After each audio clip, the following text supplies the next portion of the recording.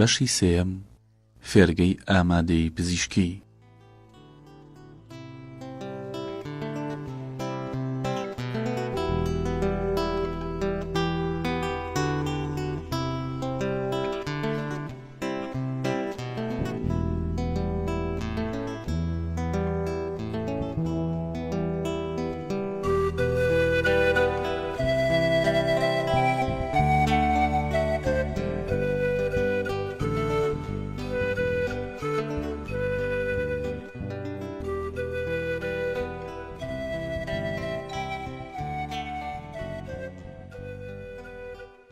لەو سەردەمەدا خوێندنی باڵا لە تەبەس بەدەستی کاهینەکانی ئامونەوە بوو.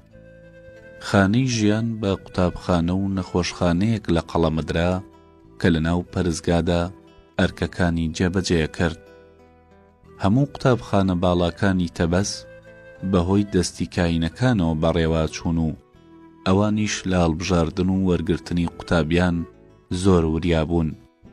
بۆ ئەوەی هەر کەسێ دژایەتیان بکە لەو خوێندنە باڵایانە دووری بخەنەوە و بێبەشی بکەن. جگەل لە قوتابخانەی پزیشکی، قوتابخانەی ماف و بازرگانی و ئەندازیاری و بیرکاری و ئەستێرەناسیش لە نێو پەرزگای ئاموندا هەبوون. کاهینەکان لەوەرەوەی لە وەرگرتنی قوتابیاندا وردبین بوون، چونکە نیوەی خاکی میسر هی پیاوە ئاینیەکان بوو، واتە بەڕواڵەت هی ئامون بووە. ئەوان نەیان دەویست جگە لەلایەن گرانی خۆیان کەس بێتە پزیشک و مافپەروەر و بازرگان و ئەندازیار و ئەستێرەناس. هەروەها لەبەر ئەوەی ئەفسەرەکانی سوپا پێش چوونە ناو لەشکرەوە دەبوایە خولێکی قوتابخانەی مافیان تەواو بکردایە، کاهینەکانی پەرزگای ئامون دەسەڵاتیان بەسەر هەموو دەستگاکانی بەڕێوەبردن و سەربازی میسردا سەپاندبوو.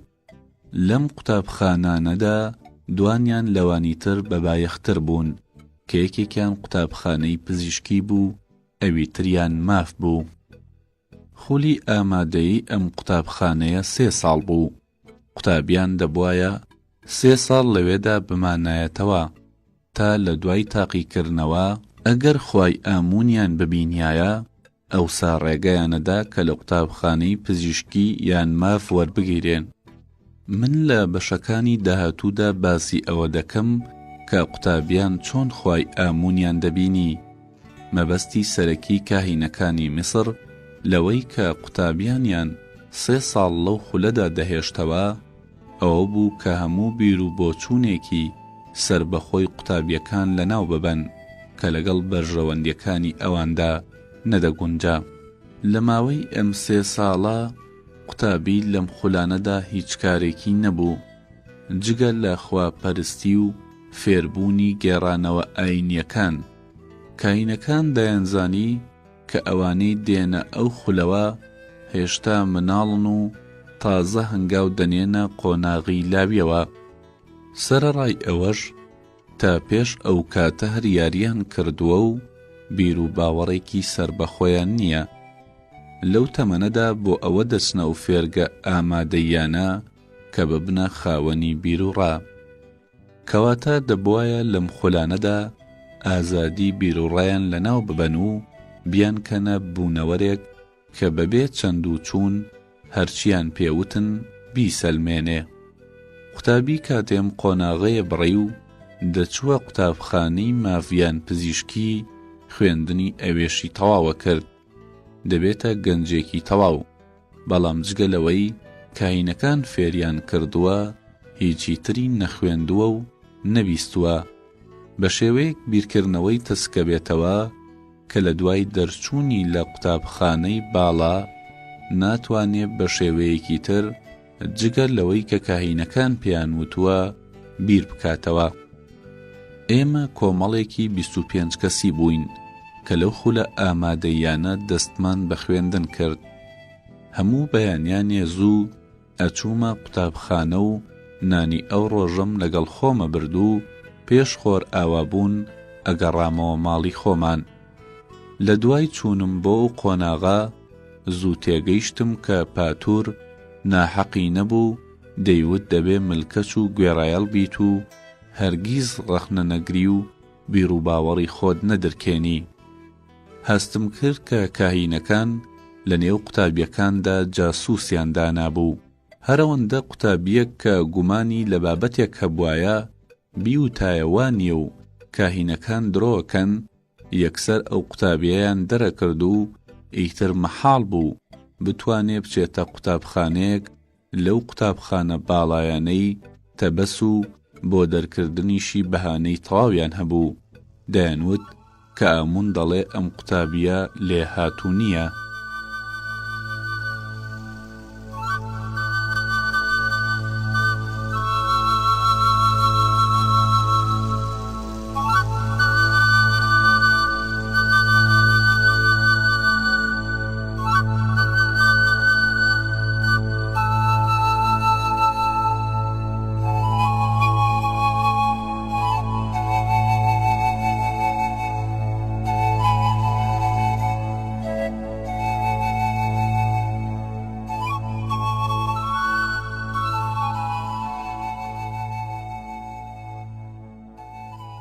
ئەو ڕۆژەی داخڵی قوتابخانەی ئامادەیی کرام تەمەنم 13 ساڵان بوو. ئەگەرچی یەکێک بووم لە قوتابیە کەم تەمەنەکانی ئەوێ، بەڵام لە هەموو قوتابیەکانی تر کە زۆربەیان کوڕی کاهینە گەورەکان و خانەدانەکان بوون لێهاتووتر بووم و دەتوانم بڵێم ئەگەر هەرەو کاتم منیان بخستایە قوتابخانەی پزیشکی دەمتوانی بە ئاسانی بخوێنم و تێبگەم، چونکە جگە لە خوێندەواری زانیاری زانستیشم هەبوو. لەبەرەوەی باوکم پزیشک بوو، من لە ژێردەستی ئەودا ناوی زۆر لە داو دەرمانەکانم مەزانی و دەمزانی برینێک کە کێمی نەبوو چۆن بەڕۆن چارەسەرەکرێ و بە چ شێوەیەک برینێک کە چڵک و کێمی دەکرد دوای دەرهێنانی کێم و جەراحەت و دەرمانکردن بە گرداخی بکەم کەیتر جەراحەت نەکا. هەروەها من بینی بووم کە باوکم کاتێ بەهانای مامانێکەوە چوو چۆن بەو کەرەستە تایبەتانەی کە لە داری سەدر دروست کرابوو مناڵەکەی لەسکی دایکیدا لەدلە دەکرد و دەیهێنایە دەرەوە بۆ ئەوەی گیانی دایکی لە مردن ڕزگار بکە. بەڵام سەرڕای ئەوەی لە زۆربەی قوتابیانی ئەوێ لێ هاتووتر بووم بۆ چوونە خانەی ژیان، منیان 3 ساڵ لەو ئامادەییە بە خۆڕایی ڕاگرت. ئەو قوتابیانەی کە باوکیان لە کاهینەکان و دەسەڵاتداران بوون دوای چەند هەفتەیەک دەنێرران بۆ خانەی ژیان و کاهینەکان دەیانوت ئامون ئەمری کردووە کە بیان گوێزینەوە بۆ خانەی ژیان. ئەگەرچی کاتەکانمان بە خواپەرستی و فێربوونی گێڕانەوە ئاینیەکانە بردەسەر، بەڵام هەندێک کاتمان دەما کە تێیدا کاینەکان کتێبی مردووەکانیان پێ نووسینەوە و لە حەوشەی پەرزگاکە دەیان فرۆشت. پاش بەسەرچوونی 3 ساڵ لە تەمەنم و کۆتایی خولەکە بەو قوتابیانەی کە لە گەورەکان بوون کە منیش لەوان بووم ڕاگەیەندرا کە خۆیان بۆ خانەی ژیان ئامادە بکەن. دەبوایە پێشڕۆیشتنمان بۆ ماوەی هەفتەیەک لە پەرزگا بەڕۆژوو بووینایە و لەوێ دەرنەچووینایە. لە شەوی کۆتاییدا دەبوایە خوای ئامون خۆی نیشانی ئێمە بدایە و لەگەڵمان بدوایە. ئەگەر بمان بینایە و لەگەڵی قسەمان بکردایە ئەوسا شیاوی وەرگیران بووین لە خانەی ژیان. وەکو باسم کرد دوای ئەو هەموو مێشک شۆرینەوە و پڕکردنەوە لەبارەی ئامون ستەم بوو کە یەکێک بڵێ نەمبینیوە قسەم لەگەڵ ئامون نەکردووە. لە نێوان قوتابیاندا من لە هەمویان چاوکراوەتر بووم، چونکە لەگەڵ باوکمدا دەچووینە لای نەخۆش و مردنیمان بە چاوی خۆمانەدی. لە مناڵیەوە تا تەمەنی 16 ساڵی زیاتر لە 50 نەخۆشم بینی کە لە پێش چاومدا گیانیان دەرەچوو. من هەرچەندە مناڵ بووم هەر لەو کاتەدا هەستم بەوە کرد کە هیچ شتێک وەکو مردن مرۆڤ ئاگاداری هەندێک قسەی پڕوپوچی کاهینەکان ناکاتەوە، چونکە بە چاو دەبینرێ کە مردنی مرۆڤ جیاوازی نییە لەگەڵ مردنی گیانلەوەرانی تر. تێدەگات کە ئەگەر کاینەکان وەکو خۆیان دەڵێن نوێنەر و هەڵبژێردراوی ئامونن لەسەر زەوی، بۆچی جڵەوی مردن ناگرن و هەر نەبێ وا بکەن خۆیان نەمرن. مرۆڤ کاتێ مردنە بینێ، ئینجا تێگا کە ئەم بیر و باوەڕانە پڕوپوچن، بگرە بە بێمانە دەڕوانێتە هەموو شتێ. قوتابیەکانی تری وەکو من چەندەها جار مردنیان نەدی بوو، بۆیان نەیان دەتوانی وەکو من بیر لە گێڕانەوەی کاهینەکان بکەنەوە. دوای تەواوبوونی ڕۆژی حەوتەم کە لە پەرستگاکە بە ڕۆژوو بووین، سەریان تاشین و ئێمەیان لە حەوزی گەورەی پەرستگاکەدا شۆری و جلێکی تایبەتی خانەی ژیانیان لەبەر کردین. کاتی خۆراوە بوون کە ئامون لە پشت گردەکانی ڕۆژئاوا بزر بوو، پاسەوانەکان فویان کردە کەڕەناکانیان و دەرگای پەرستگاکە داخرا. لەو کاتەدا یەکێک لە کاهینەکان کە ئەوەندەی خواردبووەوە بەلادا ئەهات بانگی کردین و ئێمە بە دوای کەوتین و لە داڵانێکی درێژ تێپەڕ بووین. دەرگایەکی بۆ کردینەوە، چووینە ژوورێکی گەورە کە فەرشێکی تێدا ڕاخرا بوو. بینیم هۆدەیەکی تاریک بوو، بەڵام لە ناوەڕاستی هۆدەکەدا پەردەیەک هەڵواسرا بوو کە کەمێک تیشکی ڕووناکی لە پشتەوە دەهاتە ئەمدی و من تا ئەو کاتە نەچوو بوومە ئەو ژوورە، بەڵام زانیم کە ئەمە ژووری ئامونە. کاهینەکە پەردەکەی لا برد و لەو کاتەدا من بۆ یەکەمین جار چاوم بە خوای ئامون کەوت کە وەکو مرۆڤ وا بوو. چونکە گەنج بووم باوەڕم بە خوای ئامون هەبوو، لەشم ئەلەرزی. ئامون کراسێکی لەبەردا بوو. ئەو چرایەنەی کە لە دەوری ئامون دانرابوون زێڕ و بەردە گرانبەهاکانی لەسەر ملی ئەدرەوشاندەوە. کاینەکە وتی ئێوە دەبێ ئەم شەو تا بەیانی بەخەبەر بن، خواپەرستی بکەن، بەڵکو خوای ئامون قسەتان لەگەڵدا بکات. ئەگەر لەگەڵتان دووە نیشانەی ئەوەیە کە ئێوە بەشیاوەزانێ بۆ چوونە ناو قوتابخانەی خانەی ژیان و ئەگەر ئەم شەرەفەتان پێبەخشرا ئەوە سبەینێ بەیەکەوە ئامونە شۆین و جلەکانیە گۆڕین و ئەوسا چینە خانەی ژیان. دوجار پەردەکەی بەڕووی ئاموندا دایەوە و بەبێ ئەوەی دەست بخاتە سەر ئەژنۆی و سەری دانەوێنێ لە ژوورەکە چووە دەرەوە و دەرگای داخست. هەرەوەندە کاینەکە چووە دەرەوە، ئیتر ئەو قوتابیانەی کە لە من گەورەتر بوون دەستیان کرد بە پێکەنین و قسەکردن و گۆشتونانیان لە گیرفانیان دەرهێنا و کەوتنە خواردنی. یەکێکیان چووە دەرەوە و قوتابیەکان وتیان دەچێتە ژووری کاهین کە لەوێ نان بخوات و هەر لەوێژە نوێ، چونکە ناتوانێت لەسەر بەرد بخەوێ. بەڵام من بە ڕۆژوو بووم، ئامادە نەبووم کە لە خواردنەکانی ئەوان بخۆم. نان خواردنم لە کاتێکدا کە ئامون لەو دیو پەردەکەوە بوو بە کوفرەزانی. گەنجەکانی تر دوای گۆشت خواردن بەیەسکەکان یاریانە کرد و پاشان هەریەکەیان لەسەر بەردە سافەکانی ژوورەکە ڕاکشان و خەوتن.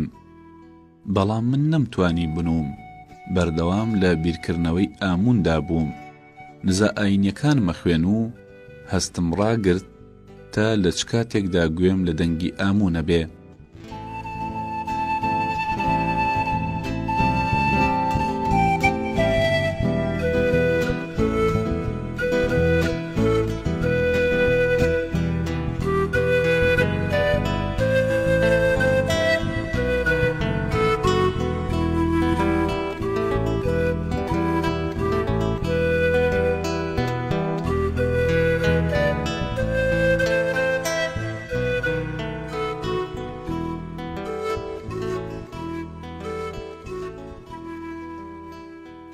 تا و کاتەی سپێدەی بەیان دەرکەوت من گوێبیستی هیچ دەنگێک نەبووم. نزیکی خۆرهەڵاتن بە شێوەیەکی نادیار هەستم کرد کە پەردەکەی پێش ئامون کەمێک جوڵایەوە. بەرەبەیان پاسەوانەکانی پەرستگاکە نەفیریان لێدا و دەرگاکانی پەرزگا کرانەوە. خەڵکی هاتنە ژوورەوە و گوێم لە دەنگەدەنگیان بوو کە وەکو دەنگی شەپۆلەکانی دەریاوا بوون کە لە دوورەوە ئەبیسترێ. کاتێ هەتاو هەڵهات کاینەکە لەگەڵ ئەو کوڕەی کە شەو چووە دەرێ لە جێگەیەکی ئیسراحەت پشوو بدا و بخەوێ، هاتە ژوورەکەوە و لەسەر و چاوی هەردووکیاندا هەستم کرد کە خواردویانەتەوە. پاشان ڕووی کردە ئێمە وتی: ئەی ئەو کەسانەی کە ئارەزووەکەن بچنە خانەی ژیان، ئایا شەو بەخەبەر بوون و خواپەرستیتان کرد؟ هەموو بە یەک دەنگ وتمان بەڵێ. کاینەکە وتی: ئایا ئامون لەگەڵتان دوا و دەنگی ئەوتان بیست؟ پاشکەمێک بە بێدەنگی یەکێک لە قوتابیەکان کە ناوی موسا بوو وتی: بەڵێ قسەی لەگەڵ کردین. قوتابیانی ترش ئەم وتەیان دووبارە کردەوە. بەڵام من هیچم نەوت، چونکە ئامون قسەی لەگەڵ نەکردبووم. سرم سوورما کە چۆن ئەوان دەیانوێرە ئەو درۆیانە بکەن. ئەو کوڕەی کە شەوچوو بووە هۆدەی کاینەکە و لەوێ نووسبوو بەبێ شەرمێکی سەرسوڕهێنەرەوە وتی: ئامون هاتە لای منیش و چەند نهێنێکی پێوتم، بەڵام جەختی کردەوە کە لای کەس نەیدرکێنم. من بە بیستنی ئەو دەنگە هێمن و بە سۆزە زۆر کەیف خۆش بووم. موسا وتی: کاتێک کە ئامونم بینی دەستێکی بەسرم داهێنا و وتی: ئەی موسا، من فەڕ و پیرۆزی دەڕژێنم بەسەر خۆت و خێزانەکەتدا، تۆ لە داهاتوودا دەبیتە یەکێک لە پزیشکە بەناوبانگەکانی میسر. لە دوای موسا هەریەکە لە قوتابیەکان کورتە چیرۆکێکیان ڕێکخست سەبارەت بە بینینی ئامون و قسەکردن لەگەڵیدا، تا سەرەگەیشتە سەر من و کاینەکە لێی پرسیم: سینۆها، ئایا تۆ ئامونت بینی و گفتوگۆت لەگەڵدا کرد؟ منیش وتم: نا، من نەمبینی و نەگوێم لە دەنگی بوو، تەنها بەرەبەیان هەستم کرد پەردەکە کەمێک دەجوڵێتەوە. کاینەکە بە گرژیەوە سەیری کردم و بێدەنگی دایگرتین. یەکێک لە گەنجەکان کە لە سەرەتای هاتنە قوتابخانەوە ببووە هاوڕێم، دەستی کاینەکەی گرت و بردیە پەنایەک و بە هێواشی قسەی لەگەڵدا کرد.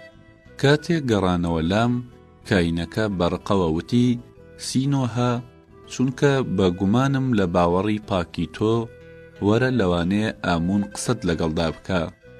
اینجا بە ئیشارەت ئەو کوڕە پەردەکەی لا برد و منی بردە بەرامبەر بتەکەی ئامون.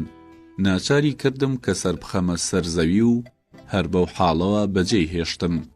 لە ناکاو بانگێک لە ژوورەکەدا دەنگی دایەوە و پێیوتم: سینۆها، من دوێنێ شەو ویستم قسەت لەگەڵدا بکەم، بەڵام تۆ تەمەڵ بوویت و خەوت لێکەوتبوو. من سرم هەڵبڕی و وا تێگەیشتم کە دەنگەکە لە دەمی ئامونەوە دێتە دەرێ. دوجار هەرەو دەنگەوتی: سینۆها، من ئامونم و لە سزای کەمتەرخەمیەکەی دوێنێ شەوت ویستم دەرخواردی خوای تایبەت بە قودانت بدەم، بەڵام چونکە دەزانم بیر و باوەڕت بە من پتەوە، ئەمجارە لێت خۆشە بم.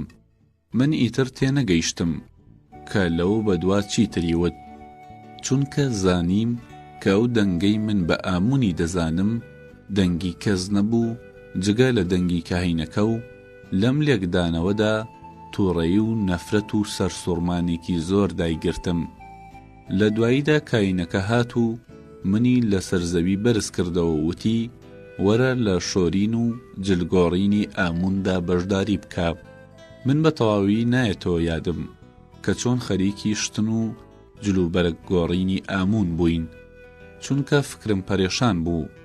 وام هەستە کرد پیاکێشانێکی بەهێزم بەرکەوتووە کە کەلێنێک کەوتۆتە باوەڕمەوە کە بە هیچ شتێک پڕ نابێتەوە. ئەو ڕۆژە ڕۆنی پیرۆزیان لە سەری من و ئەوانی تردا. پاپیرۆسێکیان دامێ کە بڕیاری وەرگرتن بوو لە خانەی ژیان. کاتێ مەراسیمی ئەو ڕۆژەی وەرگیرانمان لە خانەی ژیان تەواو بوو، لە پەرزگا هاتمە دەرێ کە بەرەو ماڵ بڕۆمەوە. لە بێزاری و کارتێکردنی ئەو ڕۆژەدا دڵم بەیەکدا هات.